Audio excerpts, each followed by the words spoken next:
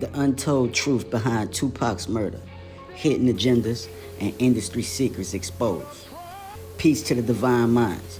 Welcome to Starman Media. Today we're pulling back the veil on one of hip-hop's greatest tragedies, the assassination of Tupac Shakur. But this isn't just about a drive-by in Vegas. This is about how the industry, the media, and the deeper occult powers may have played a role in silencing the revolutionary spirit.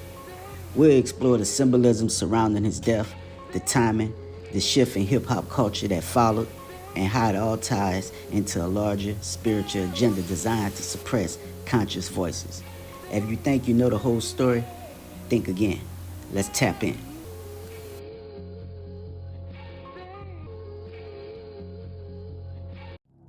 At 7:03 p.m. Las Vegas time, Tupac Shakur passed away, y'all. Trouble-plagued rapper and actor Tupac Shakur is dead at the age of 25. Rap star Tupac Shakur died last night after a brief life in a rough business. Shakur was shot 4 times after leaving the Mike Tyson boxing match in Las Vegas in a car driven by Marion Suge Knight, the head of his label, Death Row Records. The murder of rapper Tupac Shakur remains one of the most sensational murder cases of all time. At the height of his career, the then 25-year-old musician and actor was shot dead in the middle of the street in the heart of Las Vegas. The star's violent death caused shockwaves far beyond the rap scene. To this day, the case remains unsolved. Although there are ongoing developments, investigators are still baffled, even though someone was arrested in connection with Tupac's murder in the fall of 2023. And perhaps they will remain so forever. Because even if there are people who must know exactly what happened in the attack on Tupac on September 6, 1996, these people remain silent. One thing is clear: with Tupac's success came enemies. In this case, it's about the dark side of the US rap scene, about gang disputes between the East and West Coasts, and about conflicts with other musicians that may have ended fatally. The East Coast don't love Dr. Dre and Snoop Dogg. The East Coast ain't got no love for Dr. Dre and Snoop Dogg and Death Row. Y'all don't love us. Any artist out there want to be an artist and want to stay a star, don't want to have to worry about the executive producer trying to be all in the video, all on the record, dancing. Come to Death Row.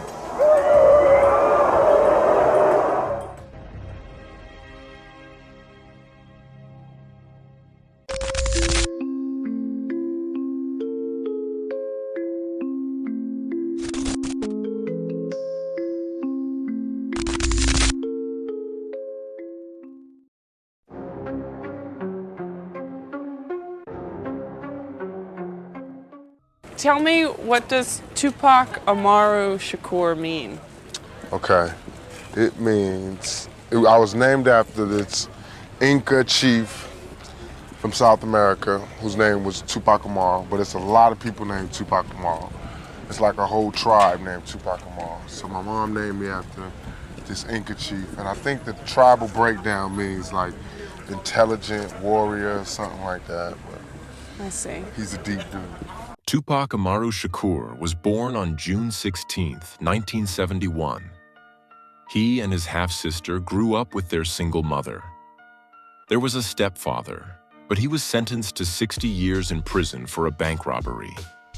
Both the stepfather and Tupac's mother, Afeni, were members of the Black Panther movement at the time. The organization advocates for the black community and socialist values. However, in connection with their activism, the two also crossed legal lines. Afeni spends the first months of her pregnancy with Tupac in prison. She's accused of planning a bomb attack in favor of the Black Panther movement. She's arrested and imprisoned for several months before she gives birth to her son in New York. Tupac, his half-sister, and his mother live in modest circumstances until the family moves to Baltimore. There, Tupac spends what he will later describe as the happiest time of his life. He has a lot of access to culture and art of various kinds because his high school has a special focus on these areas. He engages in poetry, ballet, theater, and increasingly, rap music. The following interview, in which Tupac reflects on his childhood, was also conducted at that time. He was only 17 years old at the time. No, actually, I think it's, well, okay, from my mother's point, well, if you grew up happy, too happy, you know, like in fairy tale land, not fairy tale, I mean, if you grew up where, you know, every Christmas you got a present and every birthday you got a present and every holiday was a holiday and everything was peachy, your parents took care of everything and you just grew up. I don't think that prepares you for the world. You know, my mother had a really bad childhood and my father had a bad childhood and I had a bad childhood, but I love my childhood. Even though it was bad, I love it. I feel like it's taught me so much. And I feel like nothing can faze me. You know, nothing in this world, nothing can surprise me. But just a few months after this recording, Tupac was indeed surprised by life. In 1988, the family moved again, settling near San Francisco. At this point, as Tupac himself later said in retrospect, he went off the rails. The time when he was able to express himself artistically in Baltimore was over. Instead, the family was once again confronted with harrowing reality. I wanted to go to college. I went to school all the way and was ready to go to college. The only thing that stopped me was money. The time all the kids in my school was writing applications to go to college, I didn't have no lights and no electricity. Tupac's mother, Afeni, was a heavy drug addict at the time. Her relationship with her son suffered greatly as a result. She regularly used crack and slid further and further down. Tupac himself starts making his money from drug deals and associates with shady characters. Although he resents his mother's addiction, as a teenager he makes money from drug deals himself. Everyday life is much harder for the family than in almost idyllic Baltimore. They got Little Italy, Little everything. They don't have a Little Africa, they got the ghetto, and we think that that's ours. That's not even ours. That's just what was left over. At the same time, Tupac gradually managed to gain a foothold in the music business. His initial interest in rap had now become a real passion. This music style could be easily combined with two of Tupac's other passions, dancing and writing rhymes. Tupac not only has undeniable talent, but also manages to make valuable contacts over time. Even though his performances are only small and mostly take place in local clubs, the young rapper stands out. On stage, he has a special charisma. And in 1991, Tupac's talent and ambition began to bear fruit. He became a background dancer for the rap group Digital Underground. Later, he had small raps in the band's songs. And so the talent that would become one of the greatest rappers of all time in the years to come was finally discovered. Tupac signed a contract with Interscope Records, a well-known record company, with which he released his first album in 1991. From now on, everything seems to happen quickly, because the record is a huge success. In addition to numerous performances, Tupac now even gets roles in some feature films. In the following years, the rapper sells millions of records and is transformed from an artist into a brand. He not only shapes rap, but the entire pop culture. In his lyrics, Tupac deals with his difficult past, but also takes a stand on political and social issues. In the eyes of young rap fans and a large part of the Black community, Tupac captures the spirit of the times with his songs. Others, such as the then conservative Vice President Dan Quayle, cannot relate to his art. But such controversies only further drive Tupac's success. Almost every rap artist we see on stage today was probably inspired by Tupac, whether consciously or unconsciously. Tupac's family life is also improving again. His mother, Afeni, successfully completes a detox. The relationship between mother and son becomes closer than ever. So, in his 20s, Tupac not only has a successful career, but also a good relationship with his mother. In addition, in 1996, he falls in love with his girlfriend Kee D. with whom he soon gets engaged. But with success also comes a dark side.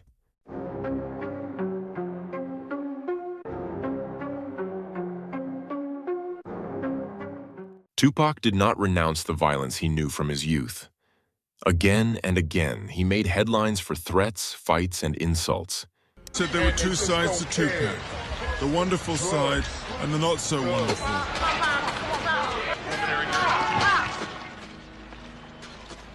In 1992, a scuffle broke out during an autograph session at a festival. Allegedly, Tupac then pulled a gun, but then dropped it on the ground. A shot was fired. The gun is registered in his name. He is legally allowed to have it.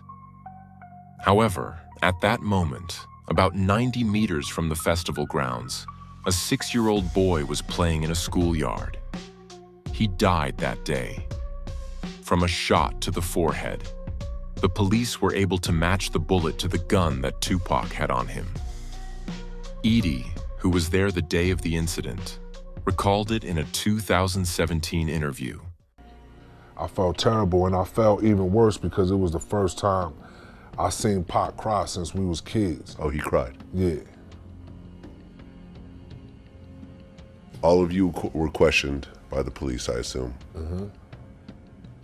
But they ultimately never found who did it. Nope. But Pac sort of got the blame for it. Of course. I think he got sued. Tupac claims that someone from his entourage accidentally discharged the weapon when he picked it up from the ground. Tupac's stepbrother came under suspicion. However, nothing could be proven against him, so that a charge was impossible. This was followed by a legal dispute with the surviving dependents of the 6-year-old. In 1995, Tupac paid the family a 6-figure sum in damages. In 1993, Tupac was arrested again for shooting at 2 plainclothes police officers. There are conflicting accounts of exactly what happened. Some say that Tupac acted in self-defense. Others claim that he was the first to draw a weapon and shoot the 2 men after an argument. The 2 police officers become entangled in contradictions. Ultimately, they agree to drop the accusations on both sides. In 1994, Tupac was seriously injured in a shootout. The incident took place 2 years before his assassination. The rapper was at Quad Studios in Times Square, New York City, when the building was raided. Tupac was hit by 5 bullets. He survived the attack, but was seriously injured. Only 5 hours after the emergency surgery that saved his life, he left the hospital against medical advice, sitting in a wheelchair.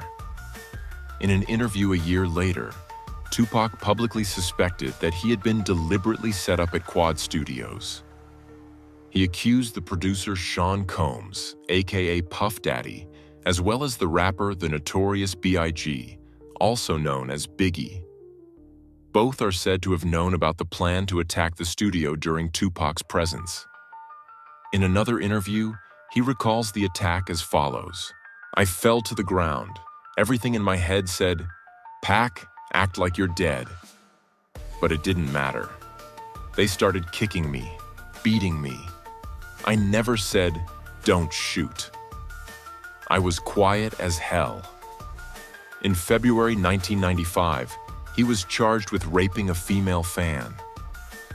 In the end, he was not convicted of rape, but of sexual assault, and was sentenced to prison. After 9 months in prison, he was released on a $1.4 million bail payment. The money came from none other than Suge Knight. Knight is the head of Death Row Records. In return for the bail payment, Tupac is obliged to release 3 albums with Suge Knight's record company. And that ends Tupac's time at Interscope, his previous label, where he also released his first album. And the change is perhaps the moment when Tupac's fate was sealed.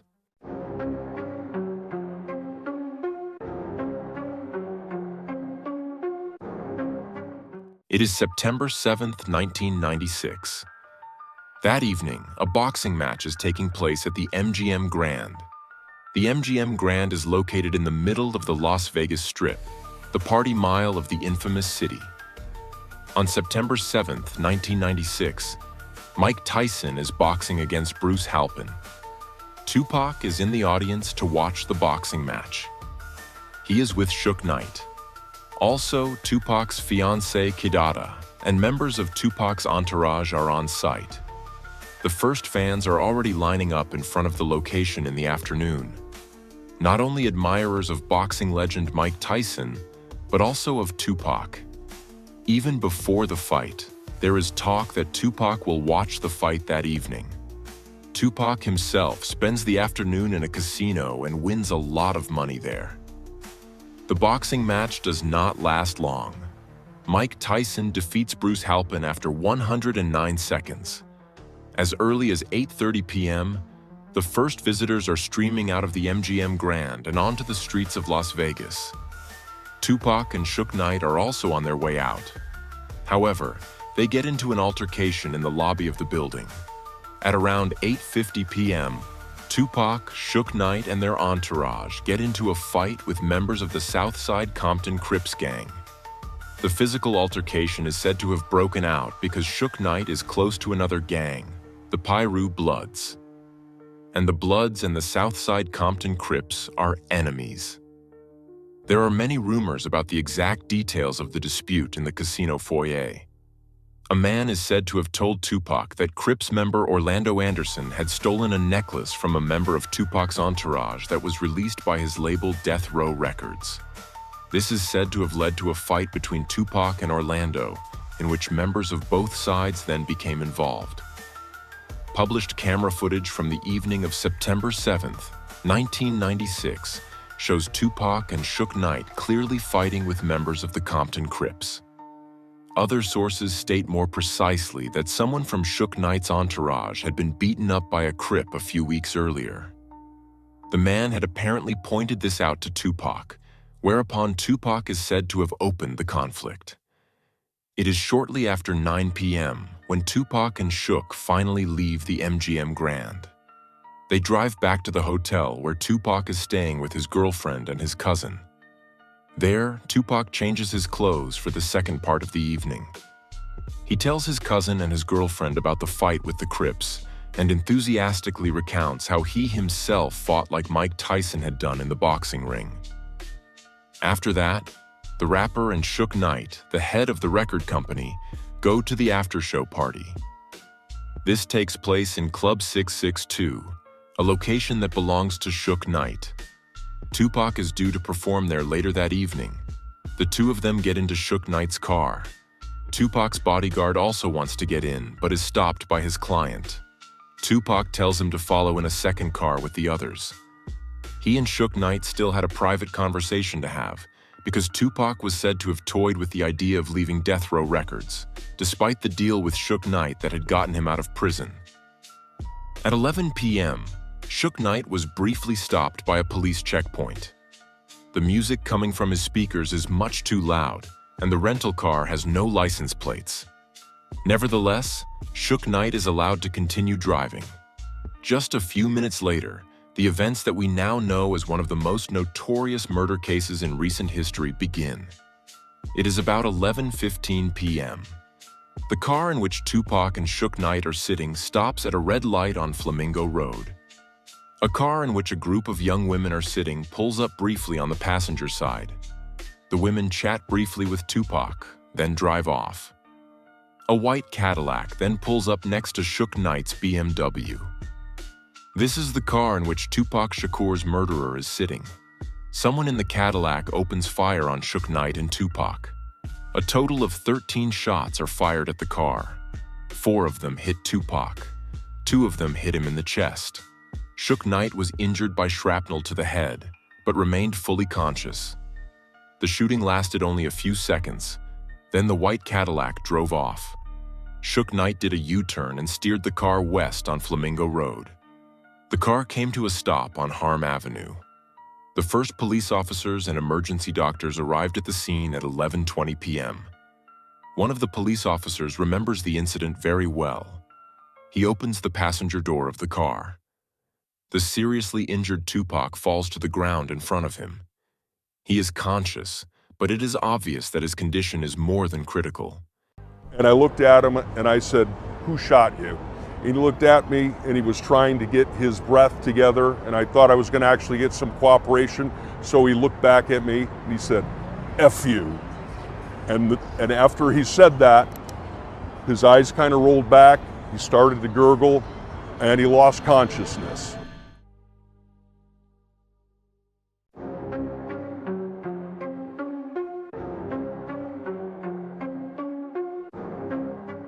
Tupac and Suge Knight are immediately admitted to the nearest hospital.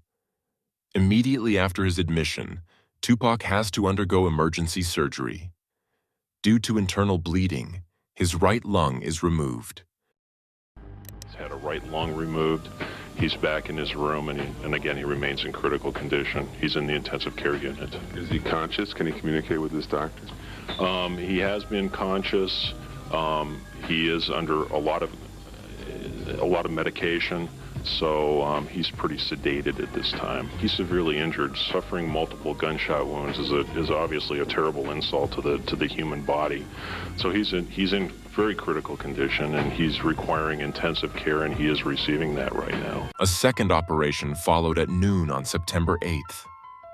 Suge Knight was able to leave the hospital with minor injuries on the morning of September 8th. Tupac Shakur, on the other hand, is fighting for his life. The rapper's injuries are so severe that he had to be put into an artificial coma.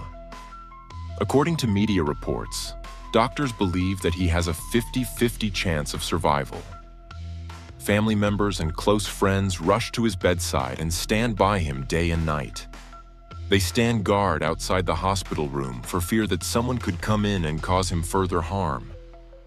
Of course, the police are eager to question Suge Knight as a witness after his release, but he is evading the investigators. The lead investigator, Sergeant Kevin Manning of Las Vegas, expresses his frustration with the investigation to the media. He criticizes in particular the lack of cooperation from Shakur and Knight's entourage, who were at the scene during the robbery on Saturday night. Meanwhile, members of Shakur's entourage, who police say are associated with the Blood Street Gang, engage in a scuffle with police. 4 of the men are taken away in handcuffs but are later released. 5 days after the shooting of Tupac, there is another death. A Crip gang member is shot while sitting in his car. There are rumors that the murder was in retaliation for the attack on Tupac. Authorities also maintain a vigil outside Shakur's hospital room to avoid any trouble. Suge, meanwhile, finally makes himself available for questioning by the Las Vegas police. However, he claims to have no further information. Tupac is in the hospital for a week. He remains in a critical condition, is on a ventilator, and continues to have seizures. On September 13th, 1996, the life of the influential musician comes to an end. The doctors have stated that the cause of death was respiratory failure and cardiac arrest. Tupac Shakur dies at the age of just 25. He was only 25 years old. He was like 1 year older than me. You know, he was only 25 years old. We was like, what the fuck?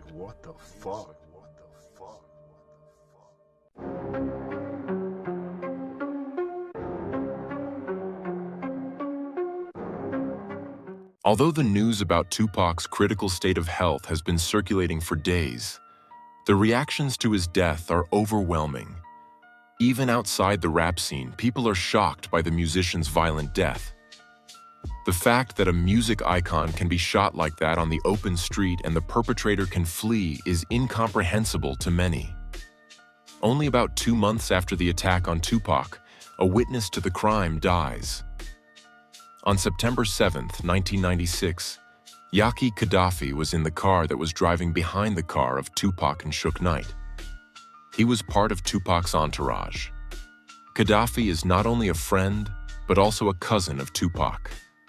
On November 10th, 1996, Yaki Gaddafi is shot dead in an apartment in the U.S. state of New Jersey. It is later said that Yaki Gaddafi was able to observe the attack on Tupac closely. He was even able to see the shooter and had eye contact with him.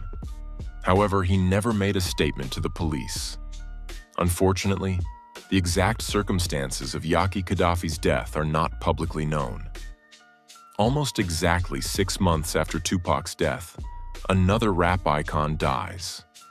On March 9th, 1997, Tupac's great rival, the notorious B.I.G., aka Biggie, is shot dead in Los Angeles.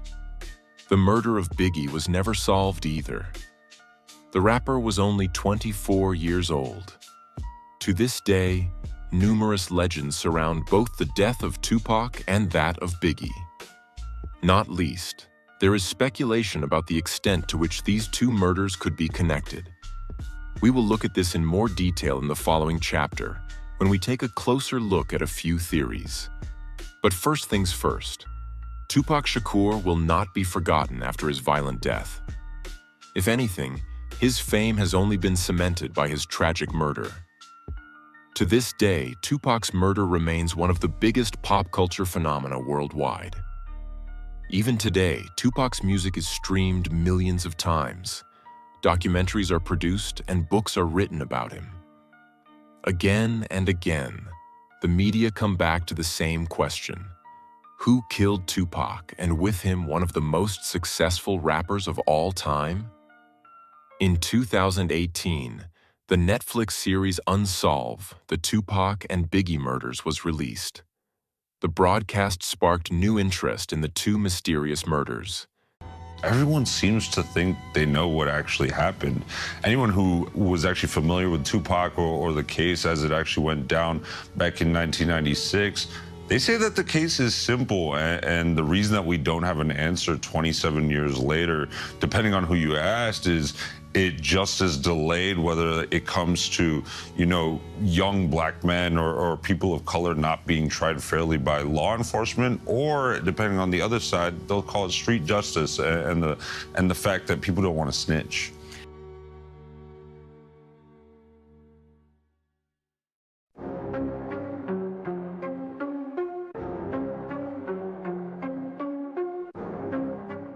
There are even conspiracy theories surrounding the death of Tupac. Over the years, rumors have repeatedly been spread that the rapper was never shot and is still alive. Because Tupac not dead. Tupac not dead. Interestingly, one of the people who continues to push this theory is the son of Suge Knight, the man with whom Tupac was in a car when he was shot. He seems to have discovered the well-known conspiracy theory in 2019 as a promotional gimmick for himself. Via Instagram stories, he repeatedly implies that Tupac is still alive and working on new songs in the studio. Apparently, he is using the resulting attention to try to gain a foothold in the music business himself. But there are also frequent reports from outsiders about sightings of the rapper. Even after many years, the theory that Tupac wanted to escape the fame and have a quieter life is still quite popular. But much more interesting, and above all, more concrete, is the consideration of who could have murdered Tupac. You may have heard that someone was arrested in connection with the case at the end of 2023. However, it seems likely that Tupac's murder was a much more complex crime. The investigating police have been repeatedly criticized over the years. Some even believe there was a conspiracy by the Los Angeles Police Department. Indeed, there are some things that seem to have gone rather poorly during the investigation.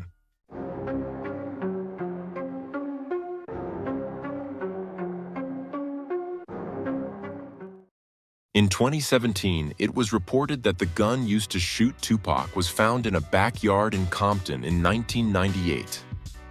Compton is a suburb of Los Angeles. However, no one in law enforcement seems to know the exact location of the weapon. According to this, a local resident found the weapon in Compton at the time. He then immediately handed it in to the local police station. It was only in 2006 that a police officer noticed the exact address where the weapon was found. At that time, the police file on the murder of Tupac was reviewed again, and something amazing came to light. The address matches the home of the girlfriend of a member of the Compton Crips, the gang with whose members Tupac had a fight shortly before his death. In the same year, The pistol found was declared identical to the firearm used to kill Tupac in a ballistic examination. After this examination, the weapon was actually sent to the Las Vegas police. Because Tupac was shot in Las Vegas, the local police are responsible for further investigations. However, the Las Vegas Police Department does not believe that the weapon found was really the murder weapon, even though the investigations by the Los Angeles police have confirmed that it is the weapon that was used to kill Tupac. A team of investigative journalists tried several years later to find out whether the weapon is now in the possession of the Las Vegas or Los Angeles police. Unfortunately, without success.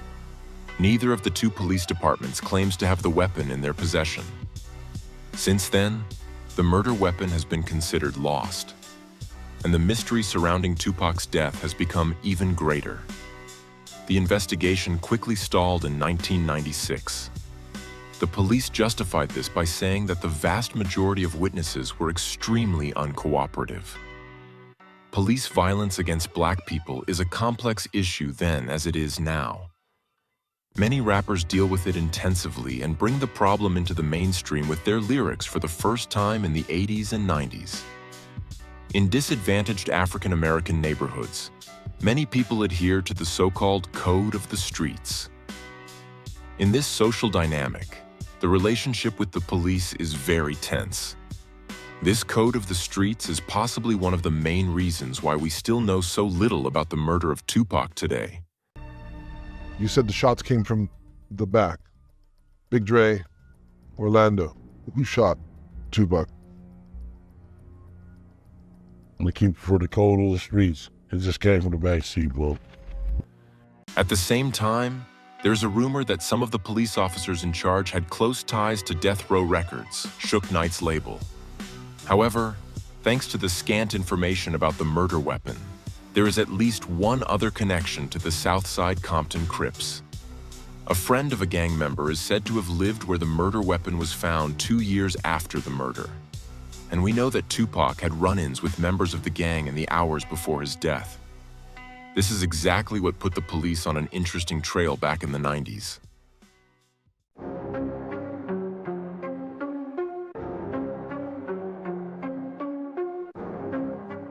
In September 1997, a young man named Orlando Anderson files a lawsuit against the heirs of Tupac Shakur.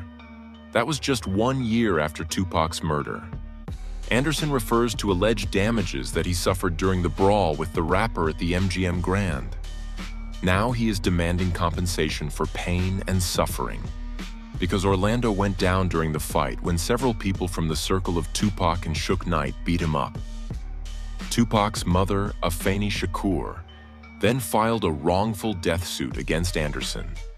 She claimed that Anderson was the murderer of her son, and Afeni Shakur is not alone in this suspicion. Over the years, several police officers have stated that they are certain that Orlando Anderson shot and killed Tupac. The rapper's murder could have been an act of revenge for the brawl at the casino. In addition, Suge Knight, who was with Tupac at the time, was close to a rival gang. But like so many key people in this case, Orlando Anderson is no longer alive. Just 2 years after the shooting of Tupac, Anderson was killed on May 29, 1998. He was killed in a gang shootout in Los Angeles. Until the end, he always denied being responsible for the murder of Tupac. Is it Orlando? Yes. Let me just ask you point blank, did you kill Tupac Shakur? I didn't kill Tupac.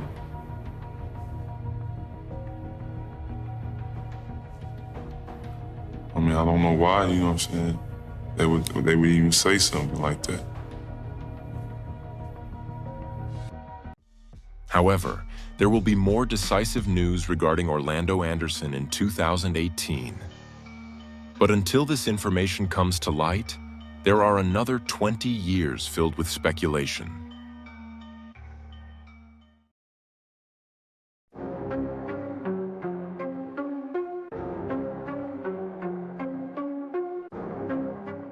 In the US rap scene of the 90s, there is a great rivalry between the East and West Coasts. The label Death Row Records, owned by Suge Knight and Tupac's label, belongs to the West Coast. Tupac's direct and perhaps greatest rival, however, belongs to the East Coast.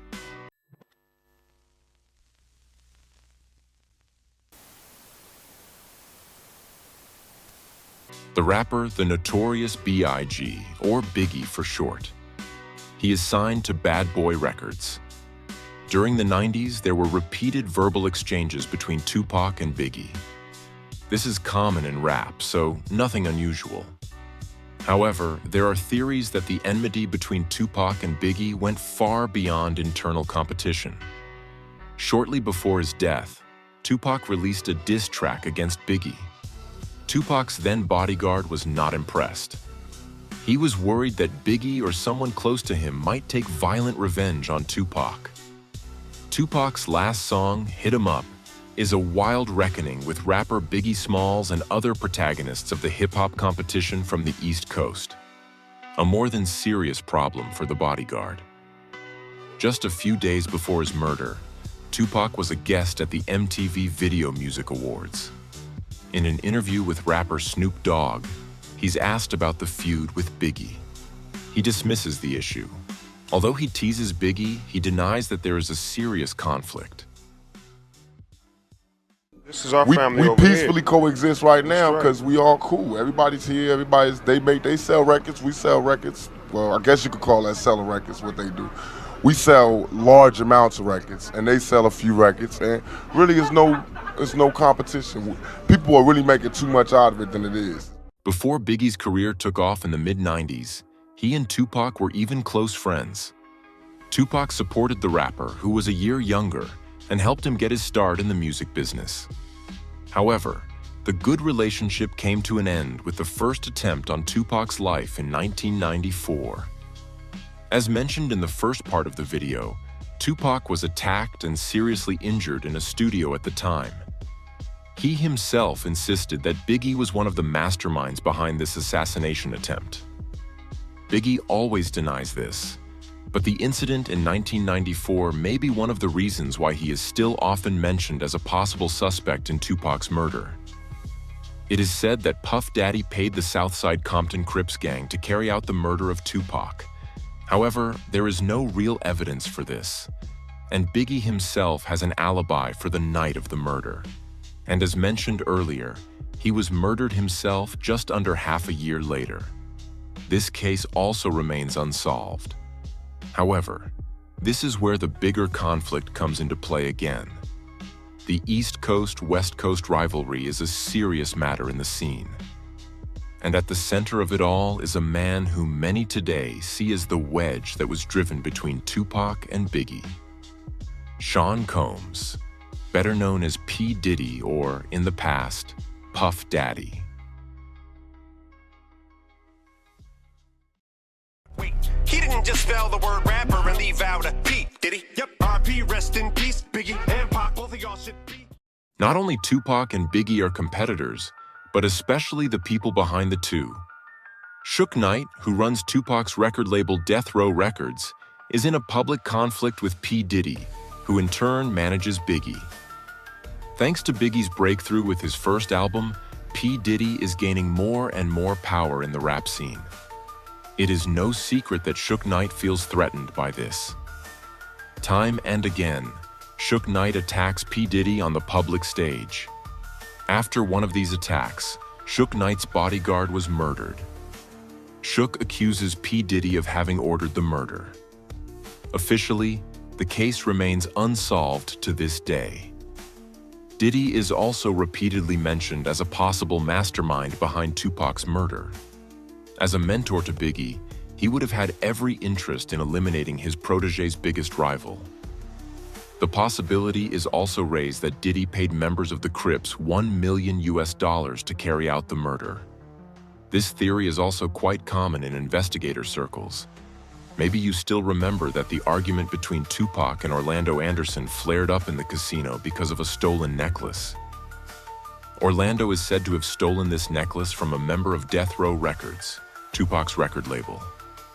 There is a rumor that P. Diddy put a $15,000 bounty on the head of anyone from the rival label.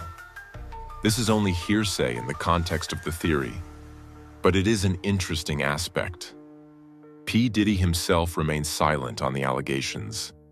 When asked about it in interviews, he refuses to provide any further information. So he's not confirming the rumors, but he's not denying them either.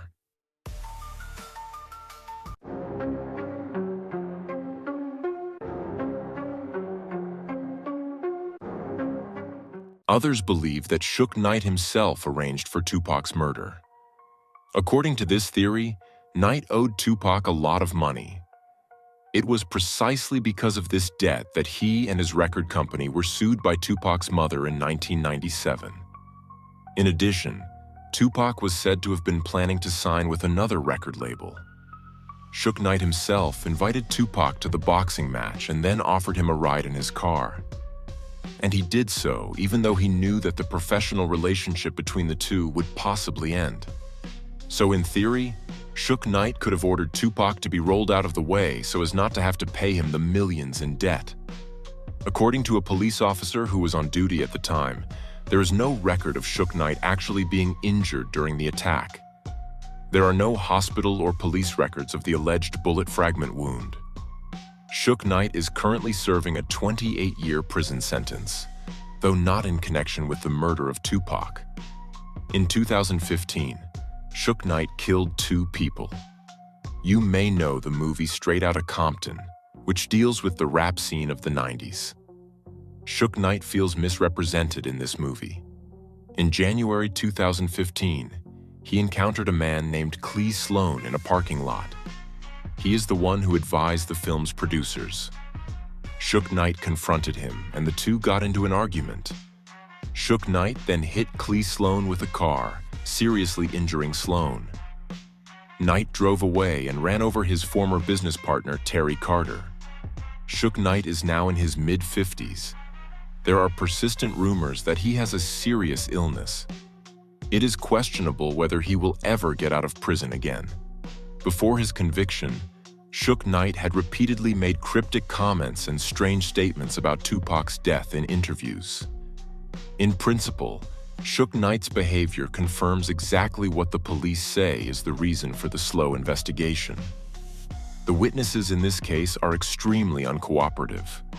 Nobody seems to want to talk to the police. However, there is one man who at least partially changes that, and thus makes himself extremely suspicious.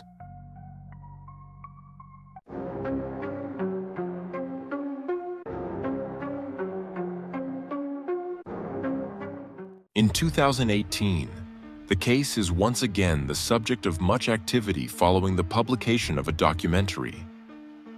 Numerous people who have an opinion on the events surrounding September 6, 1996, appear in the media again. Among them is a man named Dwayne Davis, also known as Kee D. He claims to have been sitting in the front seat of the vehicle from which the fatal shots were fired at Tupac. At the same time, he accuses his nephew Orlando Anderson of sitting in the back seat with another person. Orlando Anderson is the member of the Compton Crips who was repeatedly suspected of shooting and killing Tupac. However, Kee D initially refuses to name the actual shooter. He does not say whether he is accusing his own nephew Orlando or the second person, a young man named Big Dre, who was in the back seat. As a reason, he states that he must adhere to the code of the streets. Apart from a specific name, however, he does reveal numerous details from the night of the murder.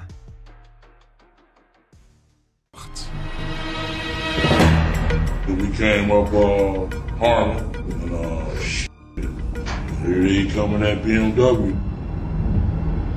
All the chicks was like, Tupac, Tupac, and he was like, hey, like a celebrity, like he was in the parade. He wouldn't even been out the window. We would have never seen him. You said the shots came from the back. Big Dre, Orlando. Who shot Tupac? I'm gonna keep it for the code of the streets. It just came from the back seat, bro. In the media, Kee D boasts about being one of the few witnesses to the murder of Tupac. In interviews, he willingly shares his version of the events of September 6, 1996. He also says that he already talked to some police officers in 2010. At the time, he was facing a life sentence for drug abuse. Years later, however, Kee is still free and talks to numerous media outlets about the death of Tupac Shakur.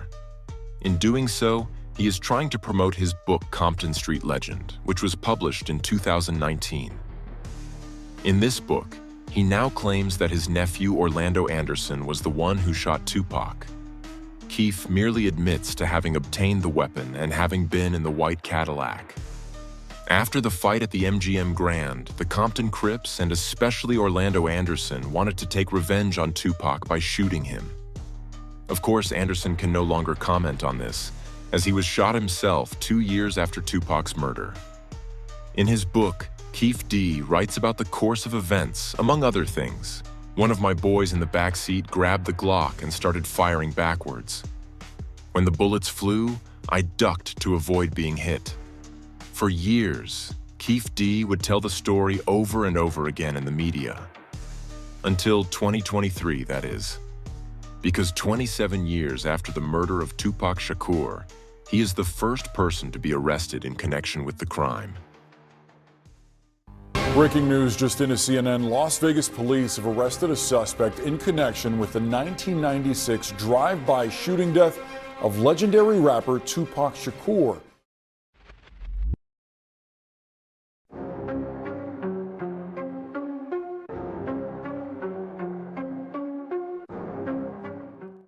Hey, Keith, Metro Police, come over here. Hey, Metro Police, come over here, all right? Thanks, buddy. Come on over here. Appreciate your cooperation, okay? I'll stand right here in front of the car. Yep, we're going to put it down. I know, hang on. Put that down for a second, all right? On the morning of September 29th, 2023, Kee D is arrested in connection with the murder of Tupac Shakur.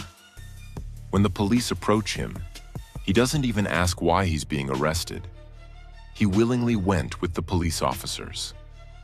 2 months earlier, in July 2023, Kee D's wife's house was searched. Evidence and clues related to the Tupac case were sought. Police confiscated numerous tablets, iPhones, USB sticks, computers, and photo files. The fact that Kee D is now being arrested is sensational. However, Tupac's supporters agree that Kee D is not the only murderer. Many still suspect P. Diddy as the actual mastermind who simply commissioned the members of the Compton Crips to commit the murder. Suge Knight also commented on the arrest of Kee D from prison in an interview with TMZ, with a rather surprising statement. Let's get one thing straight. First and foremost, me and Kee D played on the same Pop Warner football team. And whatever the circumstances, if he had an involvement with anything, if he didn't have any involvement with anything, who want to see? I wouldn't wish somebody to go to prison on my worst enemy. And I never had nothing bad to say about Orlando because, number one, he wasn't a shooter. Number two, he came to my hearing and told to let me go and told the truth. They still didn't let me go. To summarize, you are saying Orlando was not the shooter, although you won't say who the shooter was. You are not saying whether Kee was involved in any way in the shooting, and you are saying that if you're called to testify by either side, you will not comply, you will not testify. Do I have that right? 1,000%. I wouldn't go, I wouldn't testify, none of that. At the end of the day, free Kee D, free Kee D, free Kee D. After the arrest of Kee D, other people in the business have also come forward. Among them was the rapper 50 Cent. On his Instagram account, he uploaded the last photo taken of Tupac. It shows the rapper next to Suge Knight in the car in which he was shot just a few minutes later. 50 Cent writes below, "Damn, so Pac got lined by Brother Love. Lowell, time to lawyer up, shit might get sticky. In doing so, 50 Cent is referring directly to P. Diddy. This is because he is also known as Brother Love. In fact, Kee D is said to have told in 2008 that P. Diddy had given him the order to murder both Tupac and Suge Knight. Kee D then procured the murder weapon.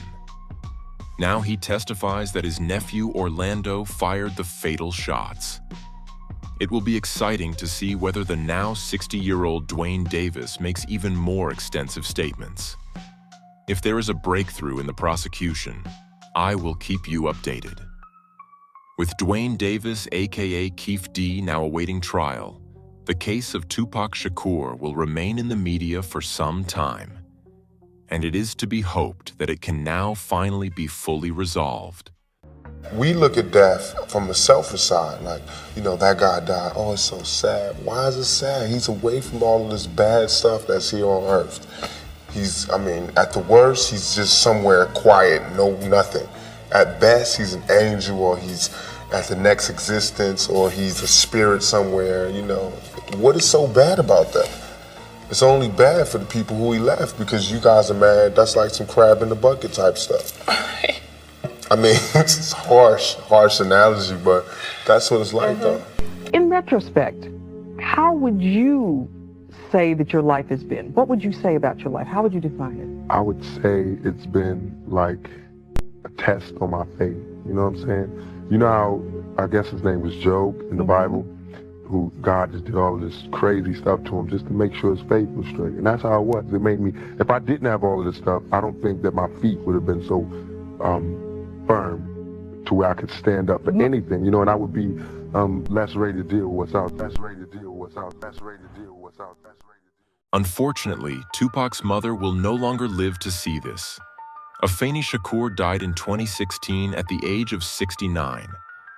Nevertheless, numerous other relatives, colleagues, friends, and fans are still waiting for a full resolution of the case. Because that is exactly what makes the murder of Tupac Shakur such a phenomenon. The case is definitely solvable. There are people who know the truth. Two people who were present at the murder, Suge Knight and Dwayne Davis, are still alive. And one of them, Dwayne Davis, will soon be standing trial. The question is whether one of them will eventually be willing to be specific. As I said, I'll keep you updated. I'd also be interested to hear your feedback on this video. Would you like more videos on unsolved or questionable deaths among celebrities? If so, are there any cases that particularly interest you? And what is your theory on the case? Do you think it was a hit by P. Diddy, that Suge Knight was the mastermind, or that the Compton Crips felt stepped on and shot Tupac? Feel free to write your theory in the comments. And if I've forgotten anything, any important information, please let me know in the comments as well. Otherwise, feel free to leave a like, subscribe, and activate the bell. This way, the video gets a lot of interaction shortly after uploading, and that increases the likelihood that the video will be suggested to people who have not yet subscribed to Insolito. Thanks a lot in advance. And otherwise, there is not much more to say. Have a good morning, afternoon, or evening, depending on when you watch the video, and I hope to see you again in the next video. Until then, ciao guys.